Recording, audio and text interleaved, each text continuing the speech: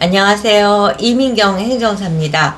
오늘은 해외 기업과 거래하는 과정에서 작성하게 되는 계약서와 관련해서 말씀을 드리겠습니다. 여러분 좋아요, 구독, 알림 잘 부탁드립니다.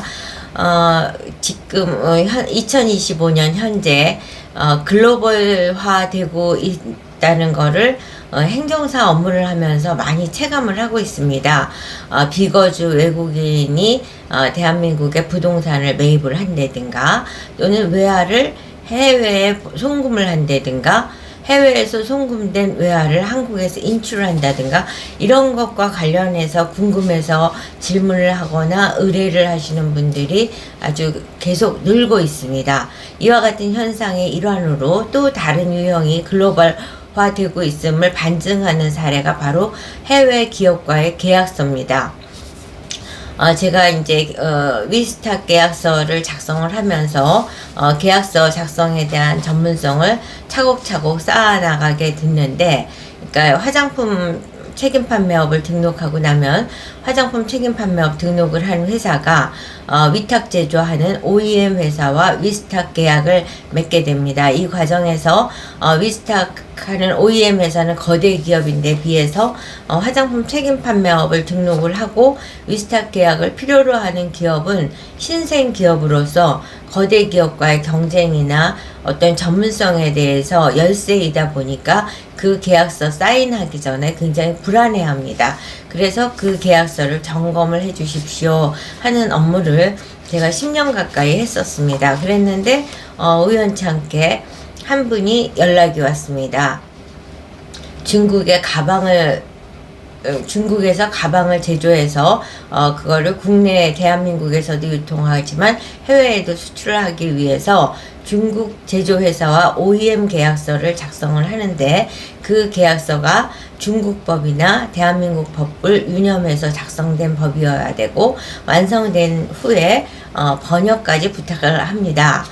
그랬는데 아주 그 의뢰인의 만족도가 200, 300이 될 정도로 완성도 높은 계약서를 이제 작성을 한 거죠. 그래서 이와 같은 내용을 또 블로그에 올렸더니, 최근에는 미국에서 배터리를 수입을 하는데, 그 미국 배터리 업체가 대한민국 이민경 행정사에게 연락을 주신 그 상담 의뢰자에게 독점권을 줄 수 있도록 제안서를 먼저 제출을 하고, 제안서가 이제 성과를 얻어서 계약 단계에 이른다면 이제 계약서까지 작성을 해 주십시오라는 이제 요청, 그 상담을 하게 된 거예요. 그래서 이제 이와 같은 것들이 그럼 그렇게 간단하냐? 간단치 않습니다.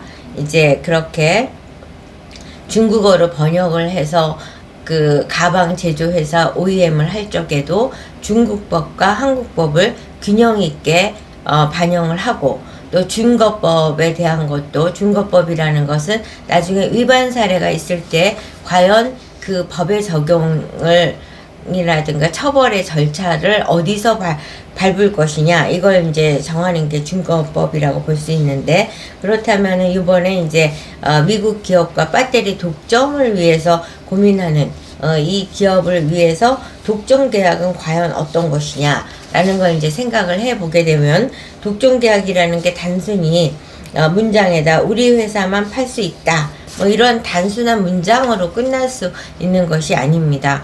첫째, 이제 독점권의 범위와 의무를 명확히 해야 됩니다. 독점 지역은 어디로 할 것인지, 독점 제품은 무엇으로 할 것인지, 또 독점 기간은 어떻게 설정할 것인지를 구체적으로 명시해야 되고, 독점권을 부여받은 때 최소 구매 수량이라든가 최소 판매 목표, 이런 의무 조항에 대해서도 이제 정확히 기재를 해야 되고, 또 이 목표치를 현실적으로 달성하지 못했을 때 독점권이 해지된다는 조건, 뭐 이런 것도 구체적으로 설계했을 적에 독점권이 인정될 수 있다는 점을 말씀을 드릴 수 있습니다. 그리고 이제 이 독점을 A 기업과 B 기업 쌍방 간에만 설정을 했다고 해서 인정될 수가 없는 것입니다.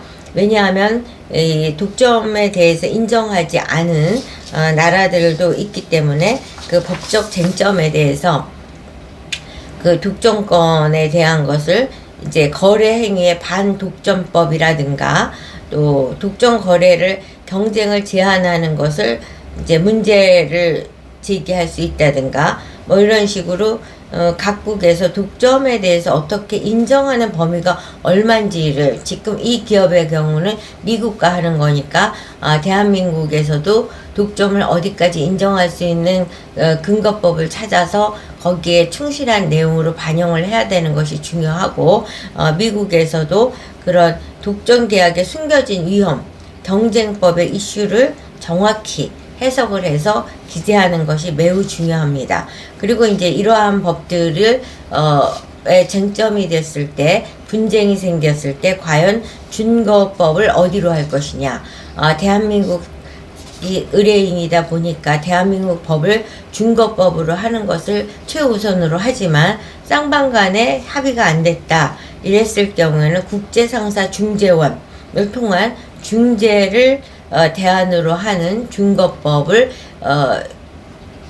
세우는 것도 방법이라는 점을 말씀드릴 수 있습니다. 이와 같이 계약서 작성이라는 것은 단순하고 우리의 욕심만 그 계약서에 서술한다고 해서 쌍방간이 도장을 찍었다 하더라도 인정받지 못할 수 있다는 점, 각국의 법을 정확히 해석해서 합리적인 계약서를 작성했을 때만이 상호간의 권리와 의무가 보장받을 수 있다는 점, 이 점을 유념하실 것을 바라면서 전문가의 계약서 작성은 절대적으로 필요한 행동, 업무의 프로세스라는 점을 강조해드리면서 오늘 이민경 행정사 영상 마치도록 하겠습니다. 여러분 좋아요, 구독, 알림 잘 부탁드립니다.